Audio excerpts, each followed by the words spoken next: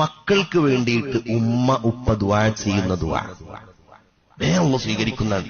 കാരണം അത് അത്രയും അടുത്തിട്ട് മോലേരുടെ അടുത്ത് നിങ്ങൾ കാശ് കൊടുത്തിട്ട് ദ്വാരുന്നാലും അള്ളാഹിനോട് ദ്വാരക്കൂല എന്നല്ല, പൈസ കൊടുക്കേണ്ടെന്നല്ല. പക്ഷെ അതിനേക്കാളും വലിയ ഒരു ആത്മബന്ധം ഉമ്മ ദ്വാരക്കുമുണ്ടാവും. രണ്ട് തരത്തിലെ ഹദീസ് കാണാൻ കഴിയും. മാതാപിതാക്കൾ മക്കൾക്കെതിരായി ദ്വാരുന്നാലും അത് അള്ളാഹു തആല വേഗം സ്വീകരിക്കുന്ന.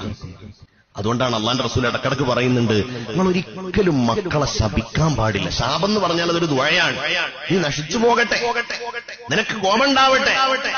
നമ്മൾ മലയാളത്തിലൊക്കെ പല ഭാഷകളും പറയാതിന്, നീ അങ്ങനെ അടങ്ങിപ്പോകട്ടെ, ഇങ്ങനെ അടങ്ങിപ്പോകട്ടെ എന്നൊക്കെ പറയും. മക്കളെ വിളിക്കുമ്പോ മോശമായിട്ട് വിളിക്കും, മക്കളെ വിളിക്കുമ്പോ മോശമായ പദപ്രയോഗങ്ങൾ ഉപയോഗിക്കും. അതൊക്കെ ഒരു തരം മനസ്സിൽ ഉള്ളൊരു ആഗ്രഹമാണ്. ആ സമയത്തെങ്കിലും. അതുകൊണ്ടാണ് ഹദീസ് ശ്രദ്ധേയമാകുന്നത്. മാതാപിതാക്കൾ മക്കൾക്കെതിരായി ദുആ ചെയ്താലും അല്ലാഹു ആ ദുആ വേഗത്തിൽ സ്വീകരിക്കും. 3 ദുആകൾ അല്ലാഹു ഉറപ്പായും ഉത്തരം നൽകുന്ന ദുആയാണ്. അതിലൊന്ന് ദഅവത്തുൽ മദ്ലൂം, ആക്രമിക്കപ്പെട്ടയാളുടെ ദുആ, നീതി നിഷേധിക്കപ്പെട്ടയാളുടെ ദുആ, അയാളുടെ ദുആ അല്ലാഹു സ്വീകരിക്കും വേഗം.